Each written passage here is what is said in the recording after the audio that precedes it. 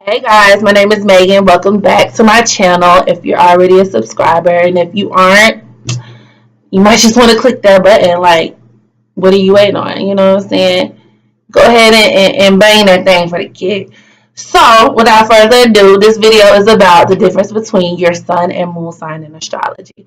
Now, a lot of people, like myself at one point, are just casual observers of astrology, right? So, you'll get on social media, you know what I'm saying? You'll repost a meme or you'll see a tweet about signs.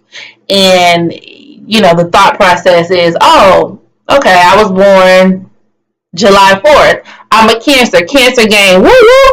I was born November 23rd. I'm a Sagittarius. Sag gang. Woo woo. However, okay, astrology is way more complex than that. And I actually think we do ourselves a disservice by not knowing our moon sign. And astrologers use three main factors in determining just the overall kind of archetype of your persona. And those are your moon sign, sun sign, and rising. We gonna do rising signs in a different video. Don't worry about that, okay? But right now, we're just gonna focus on the moon and the sun. So, in astrology, just to keep it simple, because I feel like a lot of people kind of just overcomplicate you know, what astrology even really is simply a spiritual science of the stars, right? So it's just as simple as saying the stars were in a certain location in the sky the moment you were born. The planets were aligned in a certain position and certain constellations in the sky the moment you were born.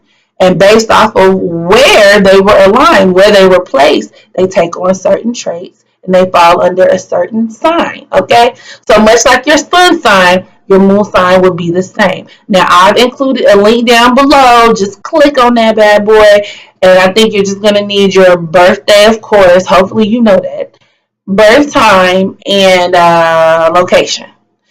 And it'll configure all that good stuff for you. And it'll give you your moon sign.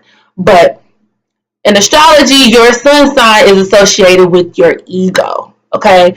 It's associated with your outward actions. Even the father, you know what I'm saying? The things that you present to the world, right? What's on the outside, the things you're consciously aware of. On the contrary, your moon sign represents your emotions, your subconscious.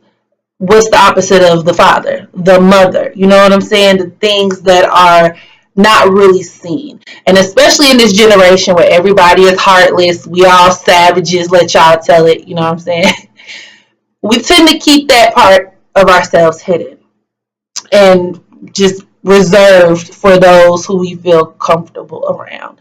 Which is why it's, I can see how people could become so detached and not really be in tune with what their moon sign is. And I actually feel like we do ourselves a disservice by focusing so much on the sun sign because in order to have true knowledge of self, learning your emotions, right? And anybody who's spiritually enlightened knows that the ego is like you have to starve the ego.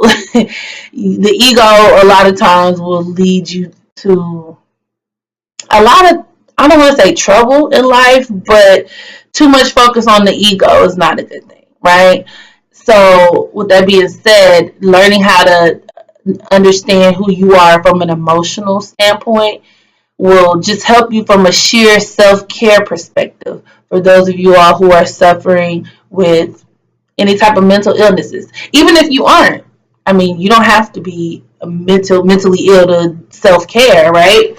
It's beneficial, I would say, to learn who you are at your core, who you really are emotionally. And a lot of people would be surprised because sometimes it's in a sign that's in alignment and in agreement with whatever your sun sign is, and sometimes it's not. So, for example, using myself, I have a Sagittarius sun and a Virgo moon, right? So my ego, what I present to the world, that my outwardly actions and what I'm consciously aware of and what I exhibit are those qualities that are of, the Sagittarius archetype. So the preachy, the teachy, the, philosophical, spiritual kind of person who's always trying to assign meaning to shit. I do that. However, why do I do that? Well, here's the Virgo moon. That's where the Virgo moon kicks into play. I mean, of course, there are a lot of other things in your astrological chart, but we're not talking about that right now.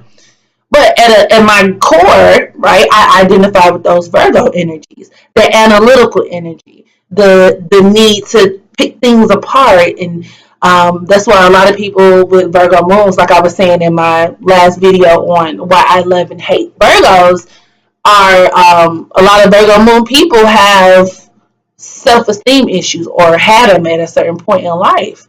That critical nature, right? You're looking at the world around you in a critical manner. And I use those same qualities, right? Those emotions, and I filter those out through my Sagittarius sun, if that makes sense. So I take my need to understand the world around me, right, in a very analytical, in a critical way, and I use Sagittarius traits to carry those things out, to kind of, I use my Sagittarius traits as like a catalyst, so to speak, to project those energies out into the world. So if you don't know me, you will probably only see, those Sagittarius qualities. But those who really know me and are closest to me would have more of they would probably get more of a Virgo vibe from me. You know what I'm saying? And throughout life, funny enough, I've attracted Virgos. I have this thing.